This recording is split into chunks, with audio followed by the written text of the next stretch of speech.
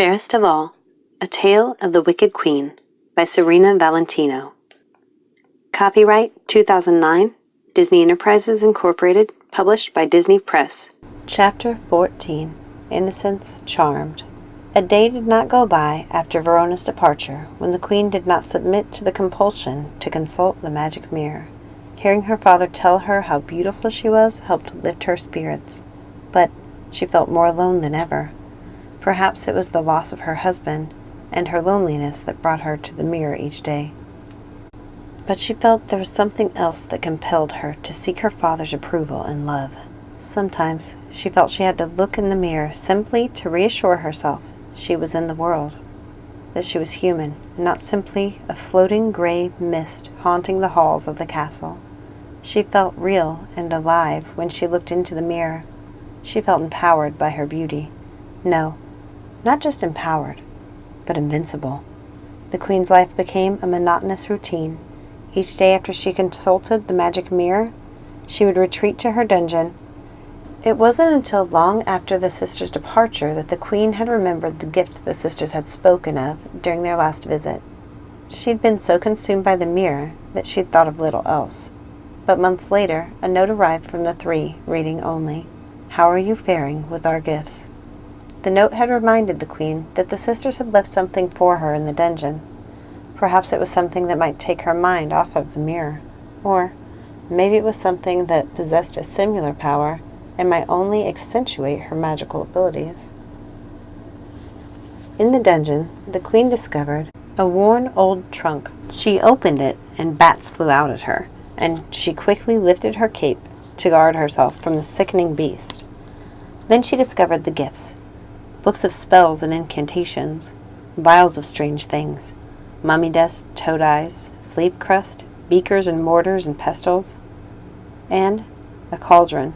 The queen quickly became greatly interested in the books and soon learned how to use them in concert with the strange things that the sisters had left behind. Her first spells were clumsy and didn't work very well, when they worked at all. Early on, she attempted a spell to make her hair, already black, darker than the raven's feathers, but instead of transforming her hair to the color of the bird's wings, it imparted the texture, and the queen spent days attempting to hide her feather-covered head from the court until she discovered a way to reverse the spell. Another time, she inadvertently dyed her hands green and scarred them with warts. And then she attempted a potion that would make her voice more mellifluous than anyone in the lands, which resulted in her croaking like a toad. When she tried to create an antidote, she sang like a bird and hissed like a serpent, before she at last regained her own voice.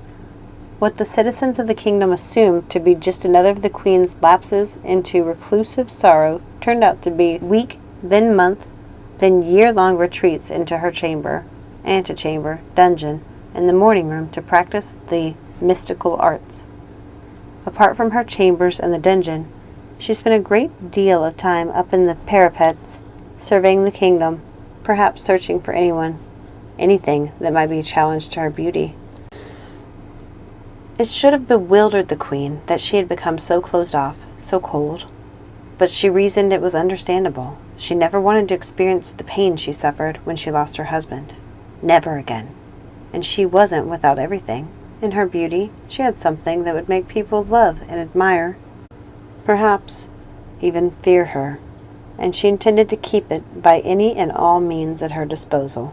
She imagined her heart as a broken mirror, its pieces jingling inside of her, a thought that made her feel entirely inhuman. She had become distant from those she once loved. Even her daughter, Snow White, was held at a remove for the queen's fear of shattering her heart altogether should anything happen that might rip Snow from her world. She couldn't bring herself to spend more than a few moments in the girl's company, for with every passing year, Snow's beauty increased, and the queen began to feel something other than love for the girl, something terrible. But she could not think about that. One early morning, years after the king's death, a knock came at the queen's door. It was Tilly, the queen's lady-in-waiting, since Verona had been sent away from the court so long ago now. Tilly always spoke quietly, and this, the very thing that Snow loved about the woman, was resented by the queen, who viewed it as an evidence of a weak nature.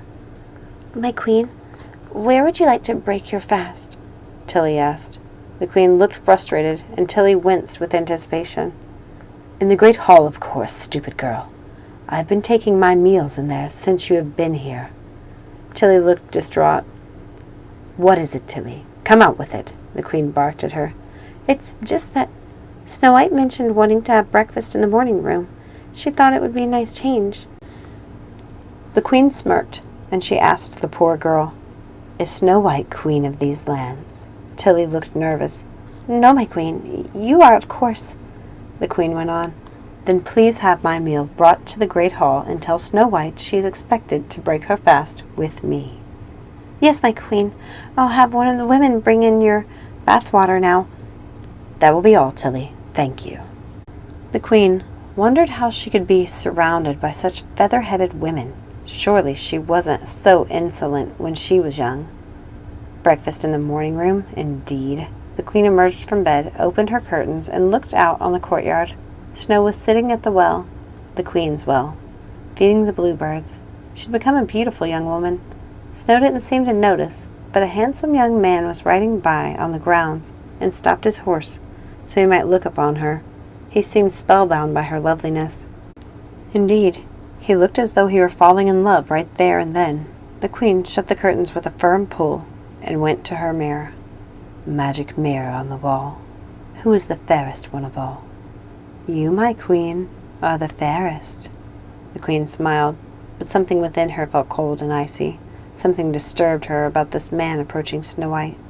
Jealousy? Was that what had compelled the queen to rush to the mirror? Was she resenting Snow for her beauty, her youth? Or was it more benevolent? Was she protecting Snow from love? After all, look where love had left the queen. The queen made her way down to the great hall. She had come to love this room for the very things that caused her discomfort about it when she had first arrived. It was cavernous and commanding. She felt like a queen here, and it pleased her to sit regally on the throne, while the arched stained glass windows cast a lovely blue light in the chamber. Snow was sitting to the right of the head of the table, looking pure, innocent, and beautiful. The queen made her way to her seat and stood, staring at Snow, who was already seated. She gave the girl a look and nodded to motion that Snow should stand to greet her mother. Snow hesitated and then stood. Good morning, Mother. Good morning, Snow. The queen took her seat and motioned for Snow to do the same. So, I hear you would prefer to break your fast in the morning room, she asked. Yes, I thought it would make for a nice change. This room is so large, just for the two of us. I remember when I was a little girl, we would have family meals in the smaller dining hall, or in the morning room. Enough, the queen snapped. But inwardly, the queen recalled how happy those days were. She couldn't bring herself to dine in those rooms now. It hurt her too much without her husband, and Snow, all grown up, the innocent girl becoming a beautiful woman. The queen looked up at the stone beauty above the mantel. She looked stern and disapproving, as if she were reading the queen's thoughts. I prefer this room, Snow. We have gone over this before. If you'd like to take your meals in the morning room, then by all means do so. It matters not to me where you break your fast, but I will not be joining you. Snow looked disappointed. I would never see you at all if we took breakfast in different rooms, she said. Indeed. Snow just shook her head. I'm growing very weary of your attitude, Snow White. I won't have you casting such looks at me. I said you could take your meals in any room you desire. What more do you want from me? Snow White looked at her mother with sad eyes. Nothing, Mother. Never mind. Very well, then. There's something I've wanted to mention for some while now. I think it is time you take on responsibility. You have no skills to speak of, and as you don't seem to have any suitors, we cannot assume you will be married. Snow looked confounded. I've told Tilly to provide you with some work clothes, so you may help her with some of the chores around the castle. I think it will do you some good. I don't mind helping Tilly. I often do anyway, Snow said. The queen went on. But I won't have you ruining your nice clothes. You should wear something more appropriate to the task at hand. Of course, Mother. Go to Tilly. She will dress you in ragwear. That will be suitable for the kind of work we'll expect of you." Snow stood up and left the great hall in a hurry. The Queen heaved a deep breath. She thought back to herself in the brink of womanhood, and of something Nanny had told her then. "Do not believe your father's lies, my little girl. He doesn't see you as you are, and I fear for your soul should you ever let his darkness linger in your heart. You're beautiful, my dear, truly. Don't ever forget that, even if I am not here to remind you."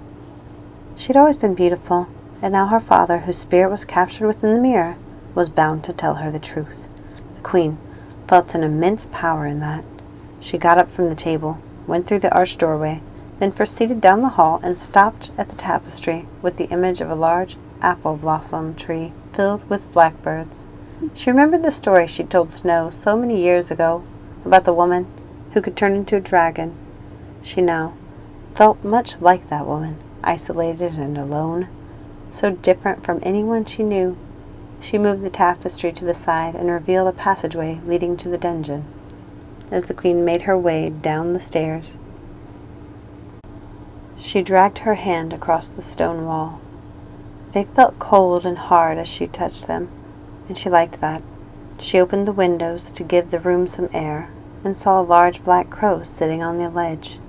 She had not been spending as much time in the dungeon as she had when she first discovered the books and potions, when it was all new, but she still spent many of her late afternoons and evenings there.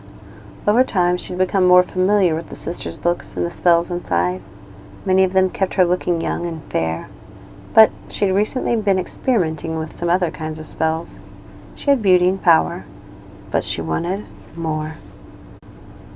The books and spells had been intimidating and alien when she first dabbled in them, but now their dusty leather covers, some embossed with silver death's heads, others clearly marked for which aspects of magic was detailed within, looked less sinister and more beautiful.